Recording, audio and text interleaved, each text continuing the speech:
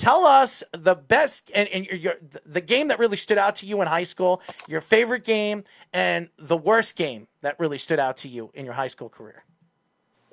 My favorite game is actually one of my least favorite memories. So there was this game we played against our arch rival about an hour north of us, and I had a really great game that week. And that day, and I had about 4 sacks and 8 or 9 tackles, and I was feeling really good. And then they came back and beat us, and I could have ended the game on a 4th and 1, but I missed the tackle. So that always kind of stung with me, and that memory of just shame. So I've always kind of remembered that, and I've always tried to use that to keep me hungry. And my least favorite game was we played our rival and we just got stomped. We just got straight up. Well, your best game was probably your hateful game because you won with the 4 sacks, but you lost the game. So you won the battle, but you lost the war. Exactly. So I would agree with you. I was a good athlete, and I remember scoring 6 goals in a game against a Canadian team, one of the best Canadian teams in the junior division, in the junior division, and I scored 6 goals in that game, and we lost the game. Yeah, we lost the game. Those memories like that. And we lost the game 7-6, and I scored all 6 goals. So, damn. And that memory will always, and the memory when I hurt my knee, which practically ruined my career. But that's a whole nother story. So, as you guys know, we are talking to Stanford defensive end recruit Zach Buckey. Now, Zach, I'm going to ask you a couple of questions, okay? A lot of crazy questions. I'm sure Jillian told you I was going to ask you some outlandish, crazy questions. And now we're trying something new today. I'm going to let you guys ask us whatever questions you want from us, and we will answer them to a T. I don't care what it is. So we're going to ask you 3 questions, and then you have a chance to ask us 3 questions. You can either ask Speedy, or you can ask 2 from him and 1 from me, whatever you want. Any question you want. Crazy, outlandish, we will answer you. Are you ready? Yep. All right, first question. Boxers or briefs, and why? Just briefs are more comfortable, working out and stuff. Absolutely. You don't like you don't like them to hang, right? I agree with you, man. I finally, I mean, we had Aiden Logan, or Arkansas State offensive tackle recruit, and he told us he liked boxers. And for some reason, we've asked this to about 100 recruits. Most of them say boxer briefs. Some of them didn't even know what boxer briefs were.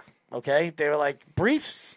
Are those the ones that go around your leg? I mean, they didn't even know. I mean, Speedy wears tighty whities. No, I don't. Yes, he does. Don't listen to him, Zach. He wears tighty whities. Yes, he does.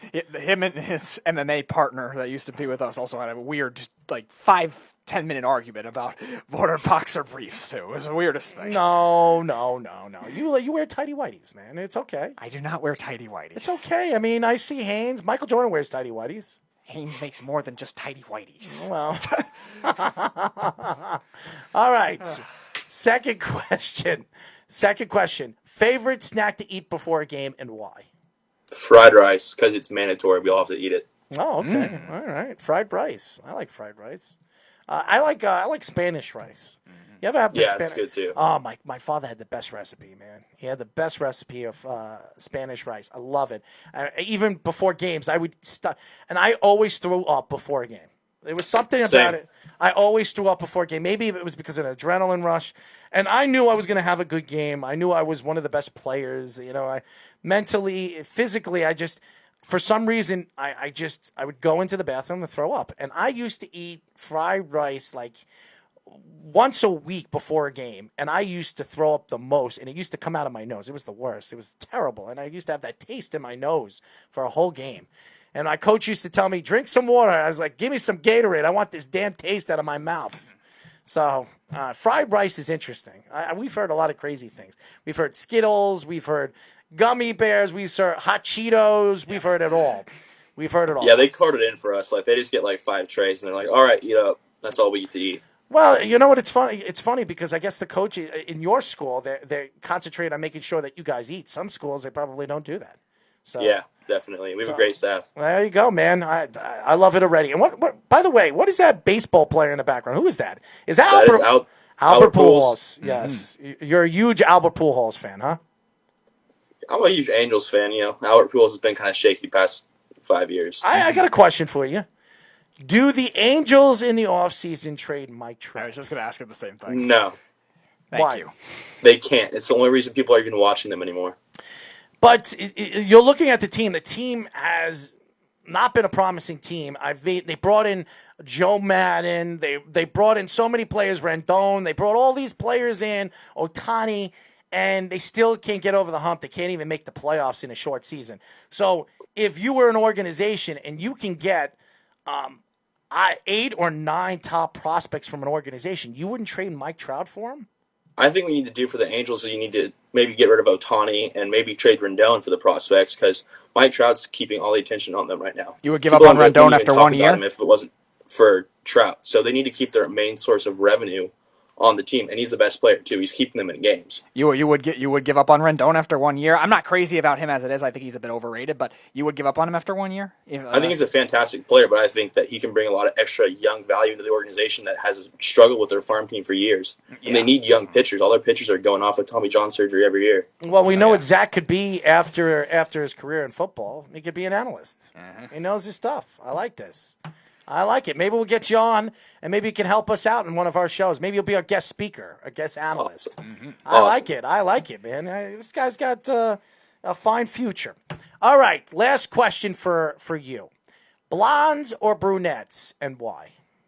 I date a brunette, so brunette. Brunette. Oh, so what is your girlfriend's name? I don't remember. You don't remember her name? I'm kidding. there was an awkward She's silence. probably listening. She's probably listening right now. You don't want to get her angry. Yeah. What's her name? Alexia. Alex. Wow, these are nice names.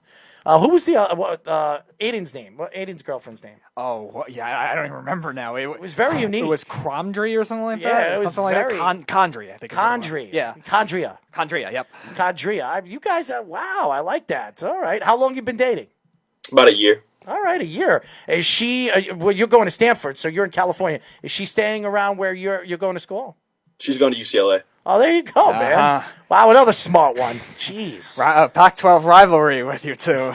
About to start. Well, you get to play Devin Kirkwood. So there you go. Oh yeah, Devin. Yeah. Devin is a nice kid, man. Funny kid, man. We had him on the show. He couldn't stop laughing. We had him laughing the whole time. And by the way, we have kind of a bet. So if he gets 3 or 4 interceptions his first year of college football, I'm going to send him. What was it? A 5 or 6 month supply of gummy bears. Yep. So, Devin and me, we have a bet. So I love Devin. Devin's a good kid. So definitely looking forward to watching you guys grow as college football players. All right. So you can ask us any question you want. Fire away. My first one's for both of you. Is what's up with the turf at MetLife? Yeah, a lot of players have been complaining about that. It's a pretty older, not old stadium, but it's on the older side of stadiums. They switch it off so often, maybe it's just eventually getting them. That's my theory on it. Old? In comparison to other stadiums. This stadium's only 7 or 8 years old, Speedy. No, they changed the name 7 or 8 years ago. What do you mean change the name? They changed the stadium. It's a new stadium. Yeah, but I'm saying in comparison to other stadiums that are these new futuristic-looking stadiums, these new retractable roof type things, it's on the older side. Have you ever stood on MetLife Stadium's grounds? I have not. I have. Okay, it's not as bad as people think it is. It is a little rough. But a lot of these, they're all moving to turf. All these stadiums are starting to move to turf. The only stadiums that aren't moving to turf is Chicago because it's an old stadium. Yep. But even the new Las Vegas, it's turf. I mean, it's inside. All turf, yep. Yeah, I think it's just Chicago and Green Bay left for natural grass. It's all becoming turf. It's going to be terrible. And if you play in the NFL, you better be careful, man. You're going to have to wear enough padding because it hurts. You go up and you try to catch a ball, you're landing on your back. It's nothing like landing on turf. Let me tell you. It feels like I got a few marks from it for sure. It feels like you're landing on wood. It's terrible. Hot wood. Oh yeah, it's terrible. You can get turf burn. That's another thing. That sucks. All right, next question. It's another football one. Okay. How did the Jets handle their quarterback situation after the end of this year? It's a good question, and I'm a Jet fan, so I'm going to help you out on this one. If the Jets have a 0-16 season, and I think they will, I don't see them beating anybody. Miami is going to run them all over. You saw what Miami did against San Francisco last week, and Yeah, don't remind me. I know you're. He's a San Francisco fan, so. Oh, okay. Yeah, you can. As soon as he said, "Don't remind me," so you know he's a San Francisco fan. But they didn't have their. They didn't even have their starting quarterback. Jimmy Garoppolo will be back this week. So as far as I've heard, so I don't know. I think more than likely if they get the number one pick, which they would get the number one pick because they have the second hardest schedule in professional football this year behind the Patriots. How could you not draft Trevor Lawrence? I mean, right, but like in retrospect, why don't they use that pick and trade for someone that like is more established? I mean, Lawrence is just coming out of college, and the Jets' history with drafting quarterbacks in the draft is not good. You're right. Yeah, but they also don't get many high-profile prospects like that either. No. The only one that you could really say, like, long-term that you could, or looking at their whole history, is they passed on Dan Marino for Ken O'Brien. And they could have drafted Peyton Manning, but Bill Parcells opened his big mouth, and Peyton Manning decided to stay in college football for one more year playing Tennessee. So it hurt the Jets from getting Peyton Manning. Who would have known? Who knows that if Peyton Manning became the quarterback of the New York Jets, how many championships the Jets would have won with Peyton Manning? So I think knowing that Trevor Lawrence is a high-profile quarterback and what everybody has said about him, he is a no-brain superstar in the NFL. And when you look at when they're saying that he is a better prospect than Andrew Luck going into this year's draft, that's saying a lot, man. That's hard to say. Well, that's what they say. I mean, they say he has no weaknesses. Andrew Luck's problem when he was coming out of college wasn't his brains, wasn't his athletic ability or his throwing ability. They said that he was, outside and inside over some of the over the shoulder passes. He wasn't accurate in those passes. They're saying that Trevor Lawrence, there is no weaknesses on this kid. So going into this year's draft, everybody's expecting Trevor Lawrence to be the all-purpose number one draft pick, and he will be. Either if it's the Jets or the Giants, Daniel Jones or Sam Darnold. Worst comes to worst, the Jets move Sam Darnold. They trade him. They get a first and a third for Sam Darnold. They send him to Chicago, Pittsburgh, or Indianapolis and get their picks.